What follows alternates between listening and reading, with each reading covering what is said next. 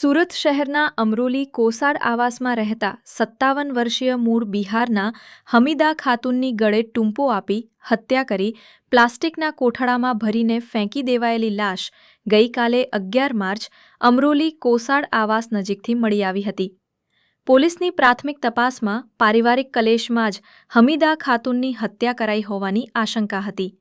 આ સાથે પોસ્ટમોર્ટમ રિપોર્ટમાં પણ મહિલાના પહેલા હાથ પગ બાંધી અને બાદમાં ગળું દબાવીને હત્યા કરવામાં આવી હોવાનો ચોંકાવનારો ખુલાસો થયો છે. પોલીસે શંકાના આધારે પરિવારની પૂછપરછ કરતા મોટો ઘટસ્ફોટ થયો છે. 57 વર્ષીય હમીદા ખાતુનની હત્યા કરનાર બીજું કોઈ નહીં પણ તેમનો સગો પુત્ર, પુત્રવધુ અને વેવાઈ હોવાનું બહાર આવ્યું છે.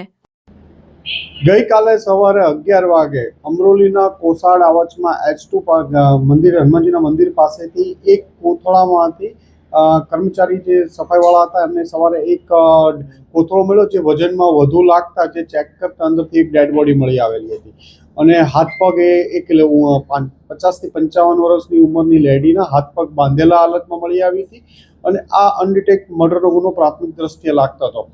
આ અનડિટેક્ટ ડેડ બોડી મળ્યા પછી ક્રાઇમ બ્રાન્ચની ટીમ, અમરોલી પોલીસની ટીમ, અલગ અલગ ટીમો કામે લાગેલી હતી. દરમિયાનમાં એક ઇન્ફોર્મેશન મળી કે આગલા દિવસે અમરોલી પોલીસ સ્ટેશનમાં એક 55 વર્ષની હમીદા ખાતુન નામની લેડી ઘરેથી કંઈ લેવા બજારમાં જાઉં છું એવું કહી અને ગુમ થયેલ છે. એ બાબતની જાણવા જોગ એન્ટ્રી, મિસિંગની એન્ટ્રી એમના દીકરા મોહમ્મદ પરવેઝે કરેલી હતી. વેરીફાઈ વધુ ડિટેલમાં ક્રાઇમ બ્રાન્ચની ટીમ દ્વારા અને અમરોલી પોલીસ સાથે રાખીને વધુ તપાસ કરતા પૂછપરછ દરમિયાન એમના ઘરના ફેમિલીના શંકાસ્પદ માણસો લાગી આવતા હતા અને ક્રાઇમ બ્રાન્ચમાં એક લીડ મળી હતી કે જે હાથ પગમાં દોરી બાંધેલી હતી એવી સેમ જે ચિંદી હતી એમના ઘરમાંથી પણ મળી આવી. એટલે એમના ઘરના લોકો આ મર્ડરમાં સંડોવાયેલ હોવાનું પ્રાથમિક દ્રષ્ટિએ લાગતા ક્રાઇમ બ્રાન્ચની બધા જ પોલીસ ઇન્સ્પેક્ટરો અને ટીમ દ્વારા એમના બંને દીકરાઓ બહુ બધાની ઘનિષ્ઠ પૂછપરછ કરતા નાનો દીકરો પરવેઝ જેણે પોતાની મા ગુમ થયાની અમરોલી પોલીસ સ્ટેશનમાં જાણવાજોગ દાખલ કરેલી હતી તે અને મોટાભાઈ વસીમની પત્ની શબાના આ બંને આ મર્ડરમાં સંડોવાયેલા હોવાનું હતું. આ બંને વચ્ચે પ્રેમ સંબંધ પણ હતો. આ પ્રેમ સંબંધમાં એમના સાસુ ઘણીવાર એમને પૈસાની બાબતમાં મગજમારી કરતા હતા અને ઘરમાં ઝઘડાઓ થતા હતા. આ બંને એમના જે શબાનાના ફાધર છે ફિરોઝ આલમ જે બિહાર સમસ્તીપુર રહે છે એને બોલાવ્યા હતા.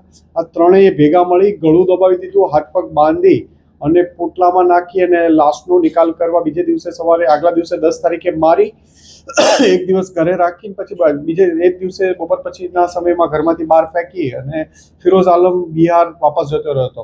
ક્રાઇમ બ્રાન્ચની ટીમે કાલે આ બંનેના ઇન્ટરોગેશનના કન્ફેશન પછી તરત જ એની માહિતી મેળવી અને બિહાર એસટીએફ સાથે મદદ લઈ અને એને તરત જ પટના રેલવે સ્ટેશન પાસેથી એને પણ ડિટેન કરાયો છે.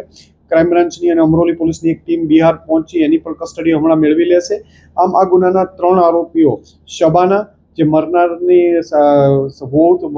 વહુ થતી હતી, એમનો નાનો દીકરો પરવેઝ અને એના શબાનાના ફાધર ફિરોઝ આલમ 3 આ ગુનાના મુખ્ય આરોપી હતા. 3 પોલીસ કસ્ટડીમાં છે અને આ બાબતની આગળની તપાસ ચાલી રહી છે.